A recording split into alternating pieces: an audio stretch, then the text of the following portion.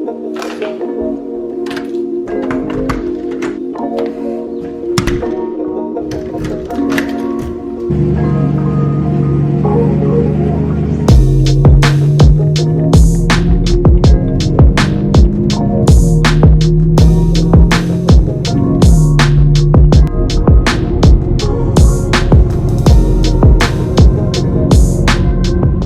is going on, you guys? Welcome back to another video. Today's video is gonna be a 1-year ownership review of my BMW E92 M3. I can't believe it's already been 1 year since I bought my M3. It feels like yesterday I flew up to Seattle and got it. Oh, it's insane. But before we get into today's video more in depth, we are here at the DMV, the worst place on earth. Just re-registered the M3. If you guys are curious, the M3 costs $419 to register here in California. I know it's different wherever you go, I think. I'm pretty sure it is. I don't know why it's that much, but it is that much. 2013 M3, $419 register for 2022. It's ridiculous, but is what it is. All right, you guys, it is a few days later now. I've been trying to film this video for like 4 days, but things keep popping up, but that's all right, because that's just life. But now we are here with the M3, gonna film my full 1-year ownership overview, review, whatever you want to call it, what I think of this car personally and how it's treated me over the past 365 days.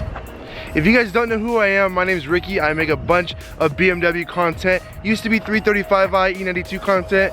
Now it's E92 M3 content. So if this is your first time here, thank you for watching my video. Please go down there and subscribe. I'd really appreciate it. But like I said, this is my 2013 BMW E92 M3.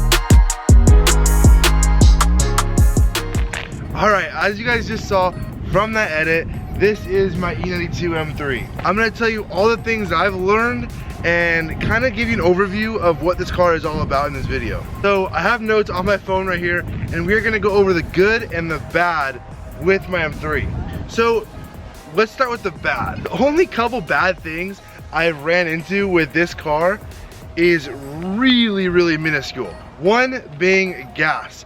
Obviously you don't buy this car if you want to save money on gas, but I'm gonna put it in the video because, well, there are people that want to buy this car and save money on gas too, but it's just not practical. This car ranges about 17 miles a gallon, and honestly I think it's a little worse than that, but that's what the car shows on the screen. 17 miles a gallon. It is a naturally aspirated V8, so it does drink a lot of fuel, and that kind of does suck. And so you will be going to the gas station a lot with this car. If you guys follow me on Instagram, I post a lot at the gas station, obviously with this car, because it drinks a lot of fuel. Another bad thing about this car, yes, it is one of the best engines BMW has ever made, but it does lack a lot of torque. So when you're going about 60 miles an hour and you're in 5th gear and you hit the gas pedal, unlike, let's just say, a Mustang, a Shelby, something like that with a lot of torque, this engine does not get up and go out of a high gear such as other V8s. But if you downshift into 3rd, hit it, go all the way to 8,400 RPMs, it does scream. So honestly guys, those are pretty much the only 2 gripes I have about this car, and honestly, gas shouldn't even be in the question because I didn't buy this car to save money on gas.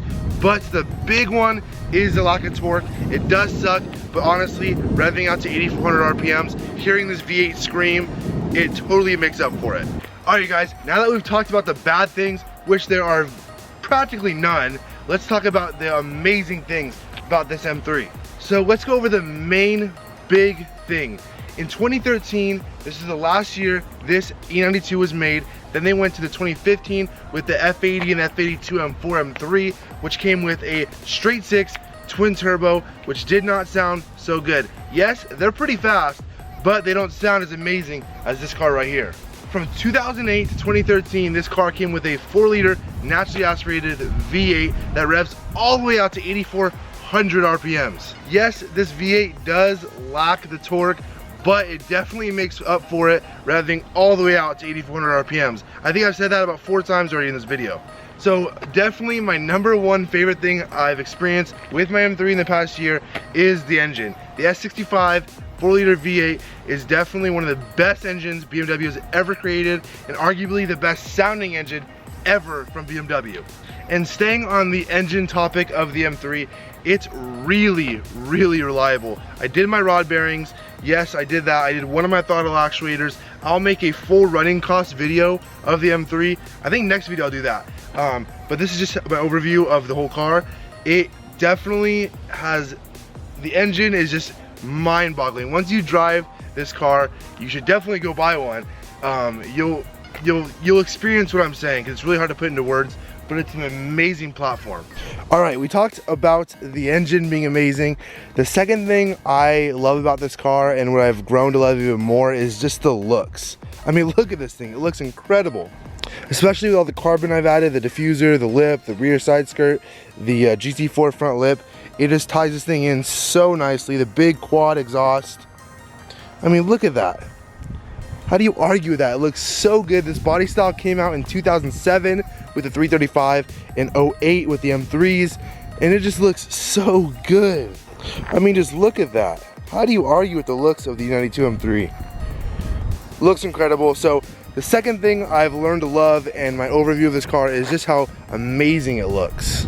So I bought this car last year, sight unseen, in Bellevue, Washington, a neighboring city of Seattle, without even test driving it, without even ever driving an E92 M3 before. Yeah, call me crazy, but do I regret it? Absolutely not. So another thing I love about this car is the way it drives. If you guys follow my videos, I track the car a lot. And just the way this thing drives, the way you can just rev it all the way out, is just absolutely incredible. It literally drives like a dream. Honestly, I've driven an F80 before, and this thing drives so much better than an F80. It's just, oh, you guys can tell because Spencer Burke bought an F80 and went back to an E90 M3 just because the way this thing sounds and drives. It's next to none. So if you guys are thinking about buying an E9X M3 because of the way it drives, you will not regret it. This thing drives insane. If you have the chance to drive one, go drive one, go rip the canyons. It's an amazing car. So my E92 is a double clutch transmission. It is the DCT. It is not the 6-speed manual. I purposely bought the DCT for the racetrack, and honestly, this transmission, now in today's market, it's getting a little bit slower because you have like the Porsche PDK. You have all these new transmissions that are insane, but this DCT is lightning fast. The downshifts are so crisp. I love this transmission. It's a 7-speed, and honestly, it's amazing. You can make the shifts harsher and less harsh by just a dial on the the dial, not on the steering wheel, the dial on the, what do you call that? Next to the shifter, I don't know what you call it, not the, next to the center console, yeah, whatever. There's a little dial right there. You can turn up the shift harshness, turn it down, and when it's all the way up in M mode with MDM on, this thing shifts so harsh, so crisp. It's just, oh, it's just amazing. If you guys have ever heard a GT3 RS downshift, this thing sometimes will make the exact imitation of a GT3 RS downshift. It's pretty cool. And honestly, if you guys don't own one, you guys are gonna go on your keyboard saying, oh, you just compared your M3 to a GT3 RS? Yeah, it's nowhere near a GT3 RS. I'm just saying the downshifts are pretty close. And if you look on YouTube, there's been a lot of comparison videos.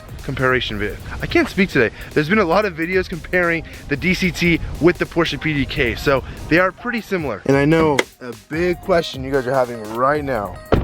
It's a BMW. Is it reliable? It's an expensive BMW. That means expensive maintenance, right?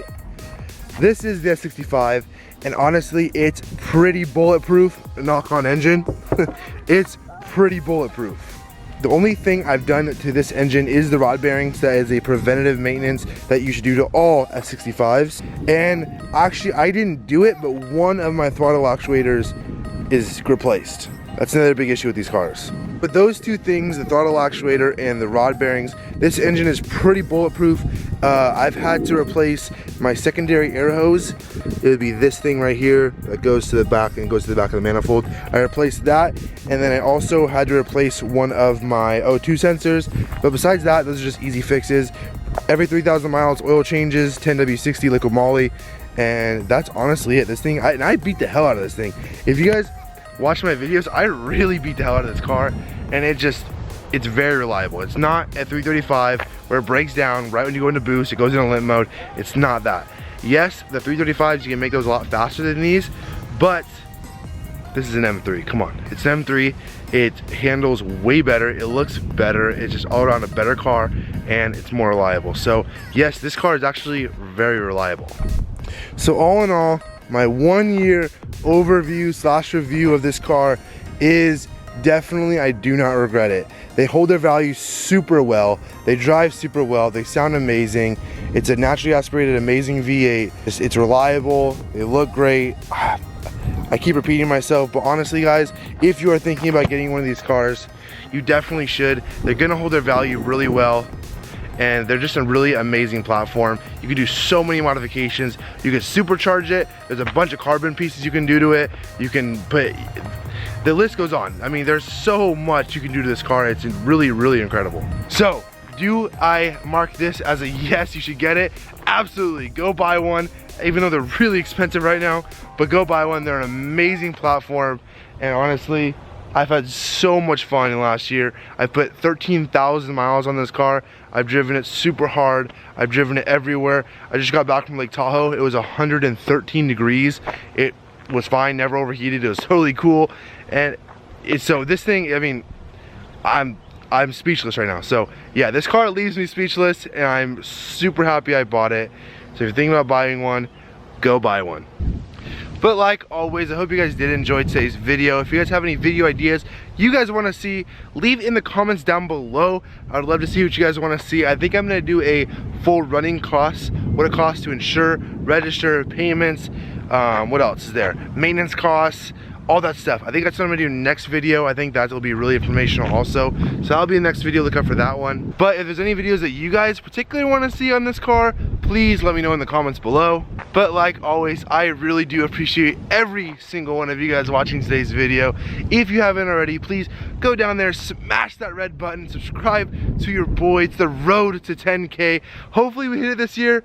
I'm not too sure, but I'm gonna still pump out the content as much as I can. I know I'm slacking on content lately. I've just been so busy, guys, but hopefully that will change. Actually, I did get a new work schedule, so I have actually an extra day off now. I have 4 days off a week now, so I have plenty of time to shoot videos.